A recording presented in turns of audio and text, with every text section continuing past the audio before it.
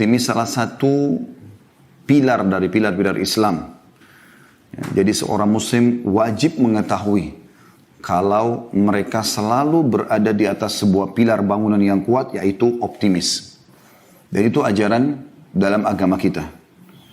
Imam Adz-Dzahabi rahimahullah memasukkan putus asa dari rahmat Allah atau pesimis itu bagian daripada dosa besar. Allah subhanahu wa ta'ala rahmatnya sangat luas. Salah satu sifat Allah subhanahu wa ta'ala adalah rahmatnya mengalahkan murkahnya. Sebagaimana dijelaskan dalam hadis qudsi. Ya. Artinya Allah subhanahu wa ta'ala memberikan kesempatan kita agar selalu optimis. Sebesar apapun dosa yang kita lakukan, sebanyak apapun yang sudah kita langgar, selama kita ingin kembali, atau bahasa agama kita taubat di jalan Allah, Allah akan terima. Bahkan dalam hadis Bukhari dikatakan, Allah sangat gembira dengan taubat hamba-hambanya. Jadi ada penekanan tentang masalah pentingnya optimisme dalam Islam. Dan ini akan lebih panjang lebar kita bahas pada kesempatan ini insyaAllah. Di pembukaan ini teman-teman sekalian kita bisa merenungi sabda Nabi SAW. Beliau mengatakan, La adwa wa la tiyara wa yu'jibuni al-fa'al. Artinya, ketahuilah tidak ada penyakit yang menular sendiri dan tidak ada kesialan. Serta aku sangat menyukai al-fa'al. Al-fa'al itu kata-kata optimis. Ya. Jadi seperti biasa di teman-teman dokter itu atau medis, kalau orang lagi sakit, saya bisa sembuh nggak? Insya Allah bisa. Ya. Apapun selalu kita menghubungkan bisa. Selama bukan sesuatu yang melawan sunnatullah. Misal, kalau ada orang berharap malam dihilangkan sama sekali, itu keliru. Sunnatullah peraturan malam dan siang berpasang-pasangan. Atau berharap agar lawan jenis laki-laki atau perempuan hilang sama sekali. Ini juga tidak mungkin. Sunnatullah. Atau menghapus kematian. Ya. Atau kelahiran. Ya. Atau menentukan, mengatakan bahwasanya tidak mungkin orang ini akan mati pada hari dan menentukan misalnya itu takdir. Maka ini semua tidak mungkin. Tapi kalau sesuatu yang sifatnya manusiawi, sembuh dari penyakit, mengejar prestasi-prestasi dunia terbaik dari pendidikan, dari pekerjaan, ya, mengejar harta yang halal, pasangan yang baik, yang sempurna menurut kita, keturunan yang banyak, pakaian yang bagus, harta dan urusan dunia, maka itu kita dianjurkan agar optimis. Termasuk kalau kita sudah melakukan pelanggaran-pelanggaran pun, kita diharapkan agar segera bertaubat dan kembali ke jalan Allah subhanahu wa ta'ala. Perhatikan sabda Nabi SAW di sini dikatakan, wala tiyarah, gak ada kesialan. Nah ini seringkali orang menghilangkan atau merobohkan pilar optimisme dalam hidupnya karena menganggap sial. Misal, mobilnya mogok tiba-tiba, sial nih mobil. Padahal sebenarnya tidak ada sial. Atau ada hari sial, ada waktu sial, ada tempat sial. Tidak ada dalam Islam semua itu. Semua di muka bumi ini teman-teman adalah tempat yang baik. Ya.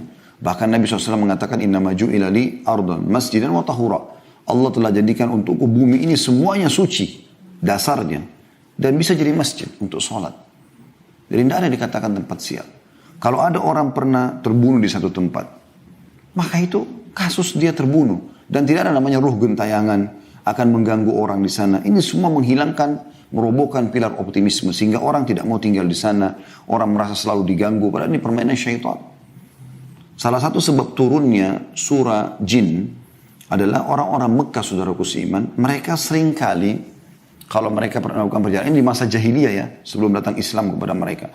Mereka seringkali kalau melakukan perjalanan, kemudian mereka turun di sebuah lembah, mereka tancapkan kemah-kemah mereka untuk tinggal, maka tanpa ada sebab tiba-tiba pemimpin kafilah itu, perjalanan itu, meminta bekal masing-masing dari orang yang ikut dalam kafilah perjalanan tadi. Kemudian dia datang ke tengah-tengah lembah, lalu dia berkata, wahai penjaga lembah, ini setengah bekal kami, ambillah, jangan ganggu kami. Maka Allah subhanahu wa ta'ala turunkan surah Jin, salah satu potongan ayatnya adalah, fazaduhum rahaqa. Maka syaitan-syaitan yang ada di sekitar lembah itu makin mengerjai mereka. Jadi tidak ada teman-teman. Anda biar tidur di dekat kuburan, ya, di sekitar kuburan tidak ada masalah. Kuburan orang sudah mati. Mereka di alam barzah. Gak ada ceritanya kuburan bisa terbuka, pocongnya keluar, ganggu orang seperti sering digambarkan dalam film-film di Indonesia. Ini perusakan akidah. Tidak ada sama sekali. Siapa di antara kita sini teman-teman yang pernah kedatangan pocong kakeknya atau neneknya atau keluarganya? Tidak ada. Kalau memang mereka bisa datang, loncat-loncat ke rumah, ketuk pintu, minta makan, ngajak ngobrol, semua orang akan mengalami. Bahkan orang bisa berharap orang tuanya bisa datang kepada dia. Tapi memang tidak ada dalam Islam itu. Dan memang tidak ada faktanya. Tapi ini dilakukan oleh orang-orang yang memang tergoda oleh syaitan, akhirnya masuk ke dalam akidah atau coba merusak, menusuk akidah Islam, tapi ini tidak mungkin insya Allah merusak akidah selama kita belajar yang benar. Dan juga Nabi SAW mengatakan, dan aku suka sekali dengan al-fa'al, kalimat optimis. Saya bisa, saya akan diampuni, saya akan masuk surga, saya akan berhasil, saya akan lulus, saya akan menikah, saya akan punya anak, ya. Saya akan jadi orang kaya, saya akan jadi orang pintar, ya. Saya akan memaafkan, ya. Semua itu al-fa'al. Dan kita dianjurkan dalam Islam seperti itu. Bahkan itu bisa menjadi doa. Ya. Makanya Nabi SAW, hadis tadi itu hadis riwayat Bukhari Muslim ya. Yang hadis tentang kata-kata al-fa'al. Atau kata-kata optimisme. Dan dalam Islam kita dianjurkan agar selalu saja ya, menghindari kata-kata buruk bahkan. Kata Nabi SAW, jangan kalian pernah ucapkan kata-kata buruk. Yang bisa jadi doa buruk untuk diri kalian, harta kalian dan juga keluarga kalian. Yang bisa saja malaikat lewat mengaminkan dan terjadilah. Misal ada suami istri mengatakan, saya nyesal nikah sama kamu. Ada orang tua mengatakan pada anaknya, menyesal saya melahirkan kamu misalnya. Menyesal saya punya anak seperti kamu. Maka bisa jadi kalimat buruk. Dan itu bisa saja anaknya justru jadi nakal gara-gara kata-kata itu. Atau dia lihat dirinya di kaca, dia mengatakan, saya kok jelek sekali ya. Akhirnya dia selalu memandang dirinya jelek. Padahal sebenarnya sejelek apapun dia dalam pandangan manusia, tetap dia ciptaan Allah subhanahu wa ta'ala. Tetap ada kesempurnaan ciptaan di situ. Allah mengatakan, fi ahsani taqwim, kami ciptakan manusia dengan sesempurna mungkin. Al-Hulaimi berkata, rahimahullah, Nabi SAW suka dengan optimisme. Karena pesimis merupakan cermin persangkaan buruk kepada Allah tanpa alasan yang jelas. Optimisme diperintahkan dan merupakan wujud prasangka yang baik atau prasangka yang baik. Seorang mukmin diperintahkan untuk berprasangka baik kepada Allah dalam setiap kondisi. Ini dinukil dari Fathul Bari, syarah Sahih Bukhari, ya, di jilid 10 halaman 226. Jadi bagaimana kita dianjurkan agar selalu berbuat kebaikan-kebaikan teman-teman. Kita selalu optimis. Jadi seburuk apapun masa lalu Anda, nggak ada hubungannya dengan Anda sekarang. Ya. Makanya ada satu judul ceramah, saya sarankan teman-teman mengikuti karena dalam 1 jam kita tidak mungkin menghabiskan semua materi. Tapi saya sarankan Anda coba pilih di playlist di YouTube kami, di Khalid Basalam Official, ada judul, Iya Inilah Aku Sekarang. Judul tablik akbar itu lebih dari 2 jam, ya mungkin hampir 3 jam materi itu di Makassar beberapa waktu yang lalu kami sempat adakan sebelum pandemi. Itu khusus, saya memang susun tema itu bagi orang-orang yang dulu masa lalunya kelam.